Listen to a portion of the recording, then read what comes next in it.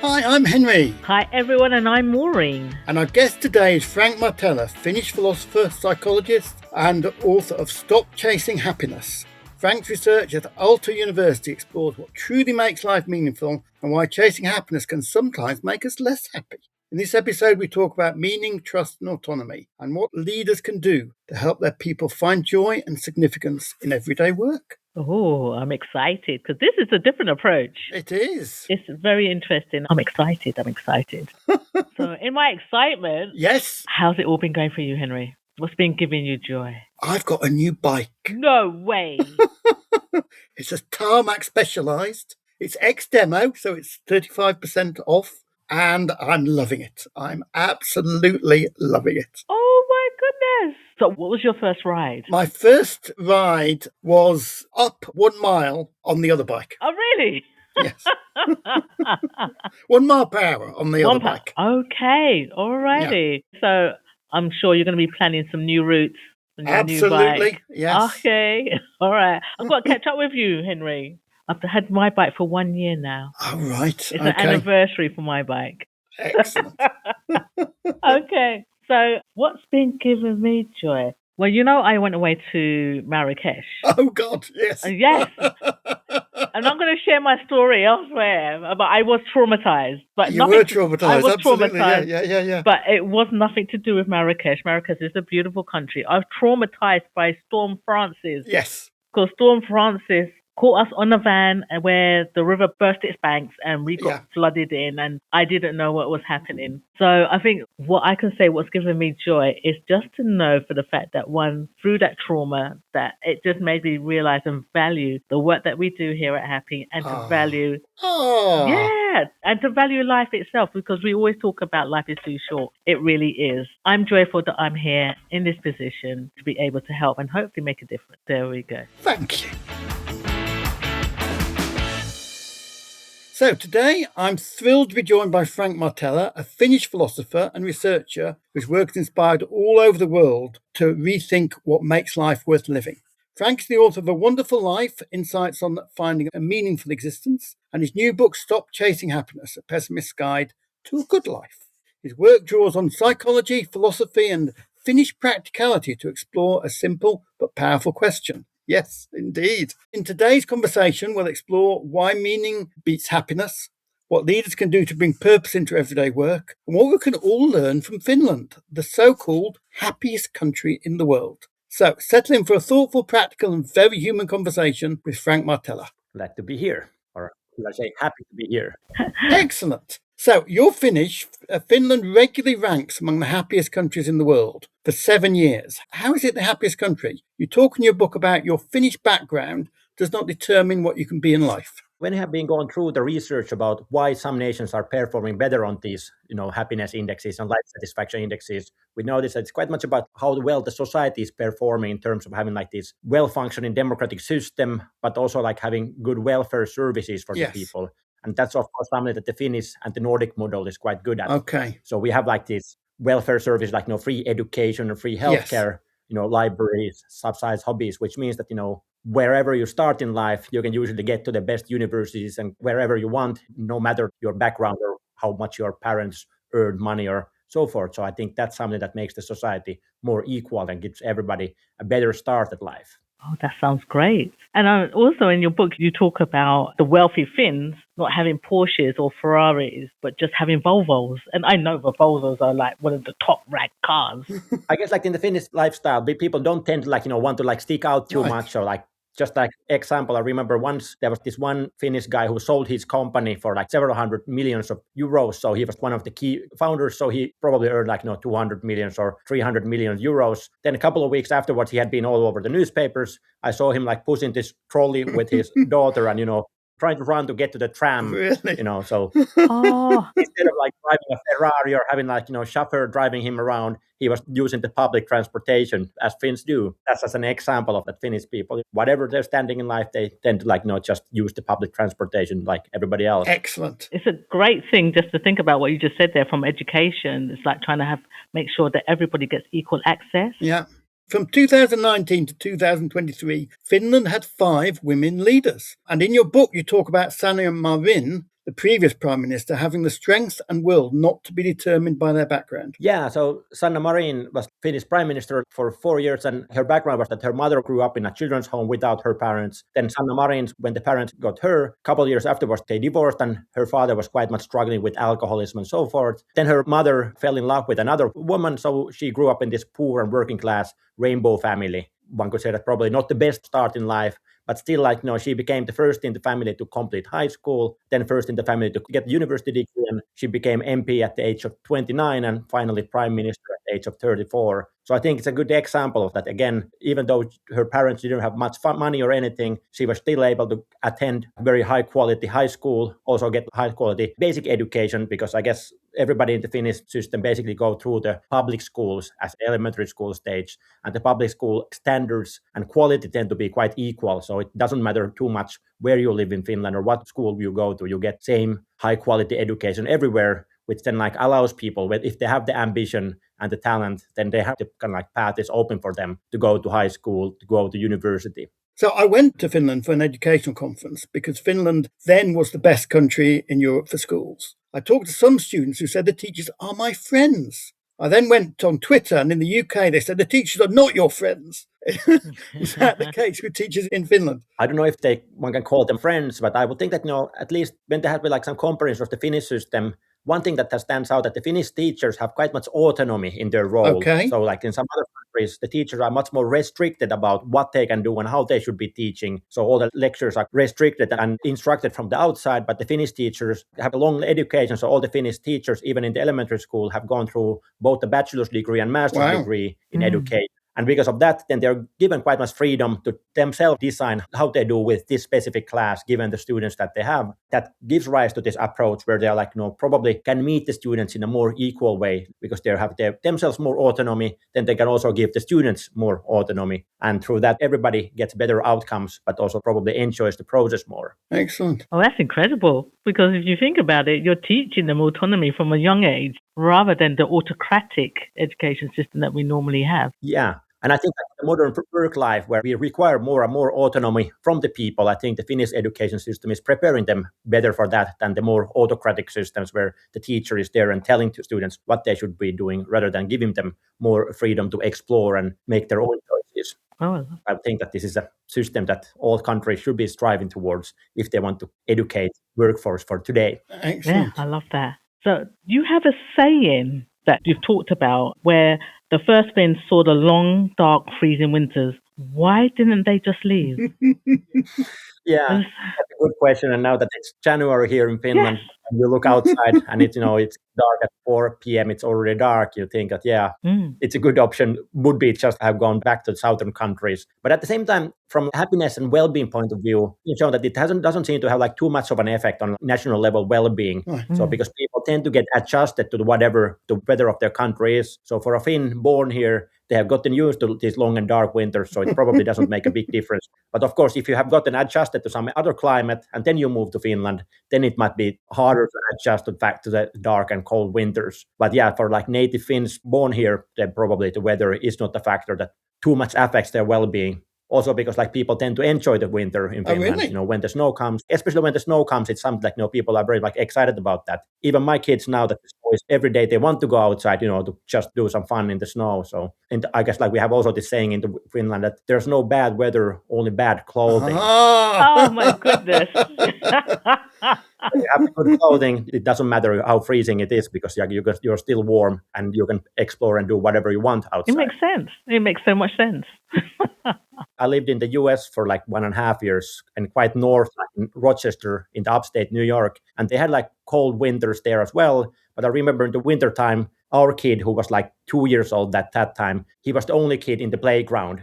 In the summertime, it was full of kids. In the wintertime, all the US kids, they came with the car and then they ran from the car to the inside in T-shirts. Then our kid had this very thick overall and he was just playing there in the snow and in the everything. And I felt that, that's the kind of the Finnish way of doing it, that, no matter the weather, the kids always play outside. You have a one-piece suit. Yeah, exactly. This one-piece suit, which is quite waterproof and very warm and everything. So then no matter how cold it is, no matter how much it's raining, they just go play outside and have fun there. Okay. Thanks, that's it. So in your book, you say that many studies have shown that people pursue the infamous trio of money, fame, and good looks. as their life goal are less happy than those who have found more valuable goals for their life. Yes, there's been like quite many studies showing that that the reason why we studied or like we pursue this money, fame, good looks is usually that we don't know what we actually want to do in life. We don't know what is the things that we ourselves are like interested in or value, and because of that we are seeking this external validation from others. We think that if we have more money or if you have more fame,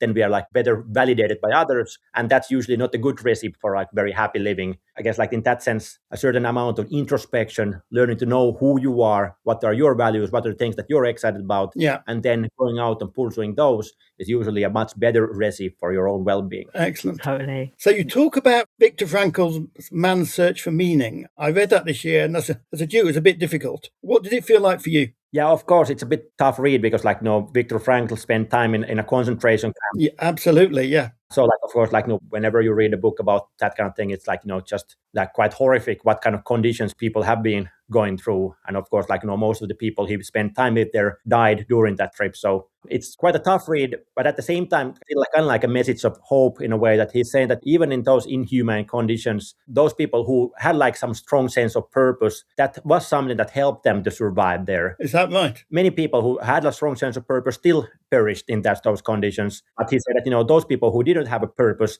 they couldn't survive there. So actually he quotes Nietzsche a couple of times in the book and Nietzsche had this saying that those who know the why of existence tend to bear almost any how of existence. So he was saying that when you know why of existence, when you have something you look forward to, something that you're pursuing toward, that helps you go push through these harder times. And of course, that's probably the ultimate harder times is what he went through there. Yeah. So I'm going to bring it back to every day. When you think about people wanting to make a difference, especially in the workplace or in organizations, they go in with that wanting to make a difference, but then get bogged down with the processes and pressures of the business, of the organization. So how can organizations help people feel that their work has real meaning? In the workplace, the meaning comes quite much from, first thing, make sure that you are doing something that you enjoy doing. But of course, that's not something the workplace can do, but it's more about choosing a career that actually suits you. But the other thing is feeling that you're able to make a contribution towards others, that your work is somehow doing something good to other people. And I guess in terms of what the workplace can do, I think this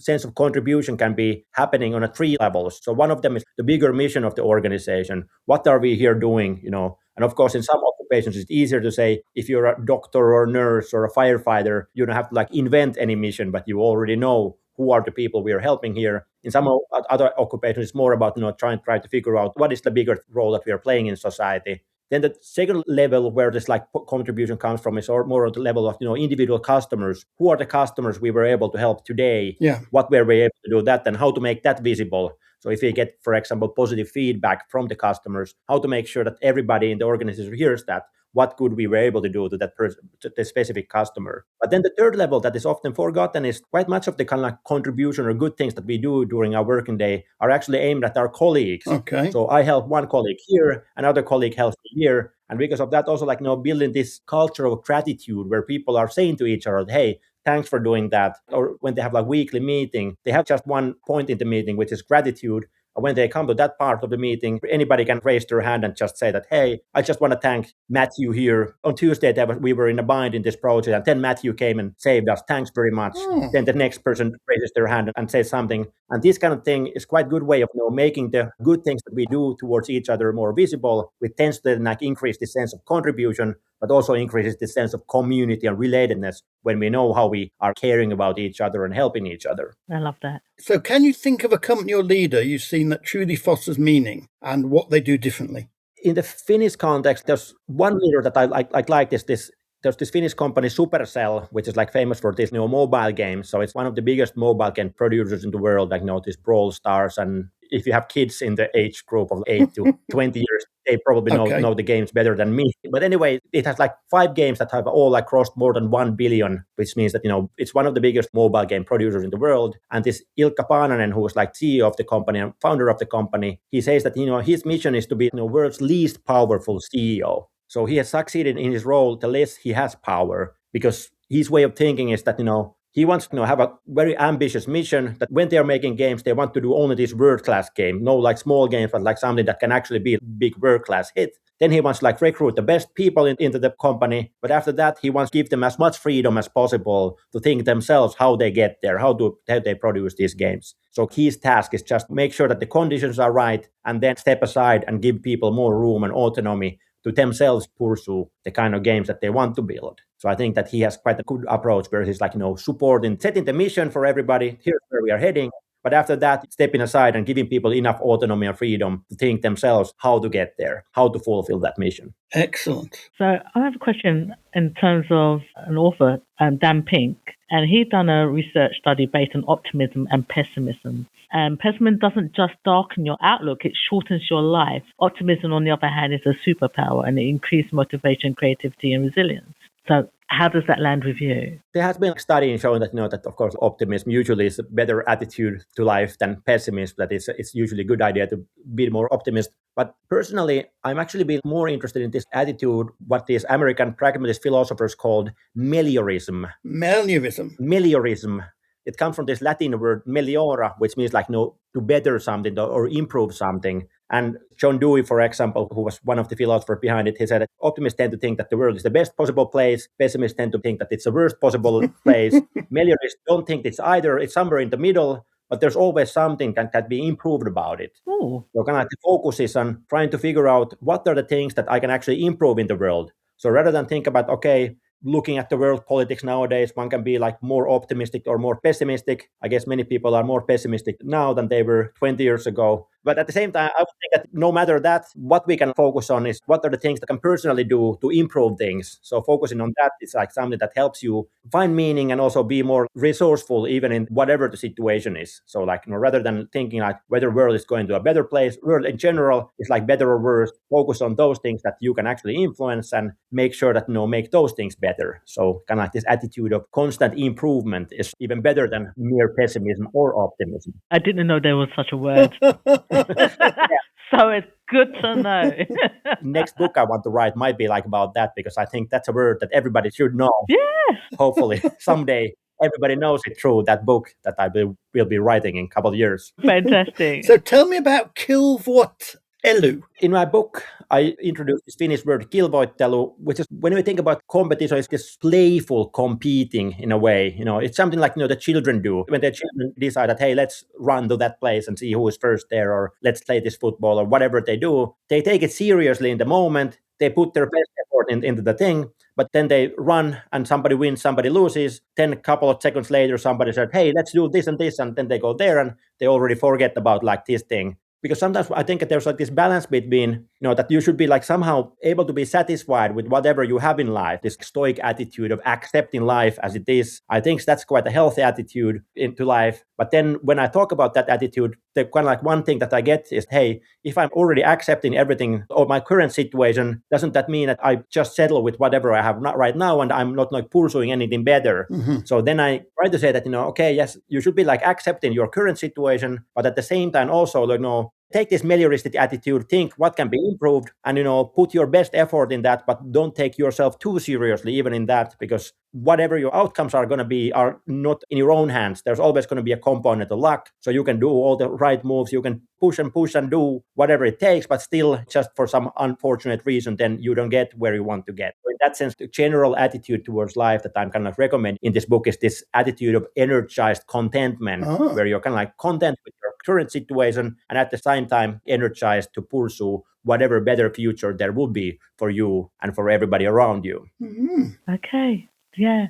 So tell me about 3 tips for a happy workplace, or 3 tips for meaning. Yes, 3 tips for meaning. When I ask about where does meaning in life come from, I tend to say that it's first about like connecting with yourself.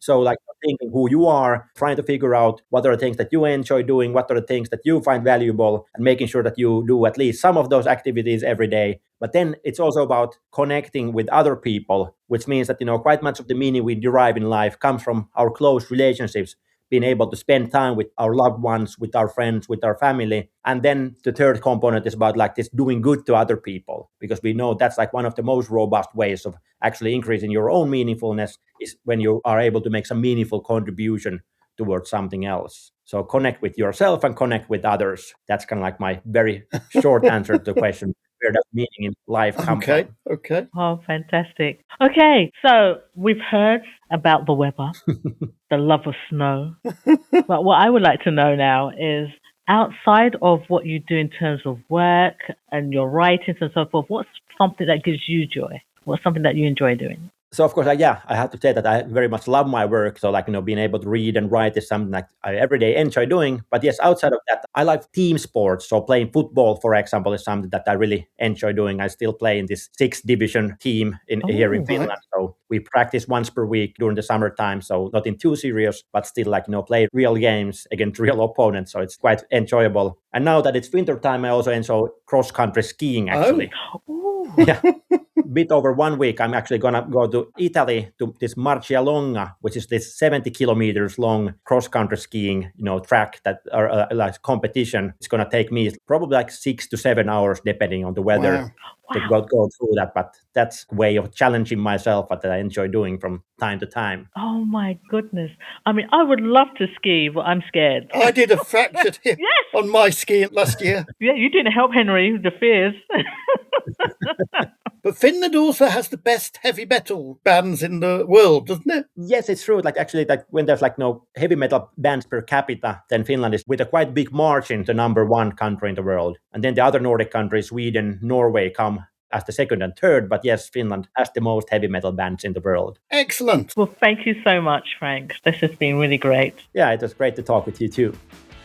So how was that for you? Oh, I loved it. It's such a different approach, but it ultimately lands in the same direction in the sense of creating a joyful, happy experience. Because feeling good, feeling happy is about well-being. Making people feel good is about well-being. So some of the things that he shared, number one, I love that word. I can't remember how to pronounce it. Mellorism. Mannerism. You want to see how I wrote that down. But mannerism, I love that concept. I really, really do, because I flip between the two, but actually it's about being in the middle and seeing actually what impact or what difference, focusing on what can you actually really do rather than, oh, this is brilliant or this is catastrophe. No, I love that. And I love the education about actually giving equal access, trying to get everybody to the point of getting that further education, not leaving anyone behind, basically. That's how I heard it. Absolutely. The Sanna Marin thing. Doesn't matter about your background. Absolutely. Everybody's entitled to the education. What stood out for you? The teachers that had autonomy. Ah, yes. And they don't have private schools in Finland. Look at this. Yeah, they just have state schools. But also the Supercell guy, that's the CEO guy, that he also has autonomy. It's with the teams. Yeah. So again, back to that whole foundation of trust. Yeah. Autonomy, trusting people. Sorry, I'm going on, but I'm going to go on. Because I loved it when we talked about the saying about it's cold and late, long dark nights. Why didn't they just leave? Yeah. And he was like, well, actually, all you needed was the right clothing for the right conditions and so on. With the snow. That 2-year-old that was in the state. In the school, yeah, his son. Actually, the only one playing in the snow where everybody's running off because he was dressed for the condition. When we talked about the CEO, when he talks about actually making a difference, it's about staying in the right conditions so that people can have autonomy. Yeah. That's the comparison that I had. I love it. So the book is Stop Chasing Happiness. Do it on any bookshop you want. Yeah, okay. Just Google it and you'll find it. Actually, we'll put a link as well. Yes.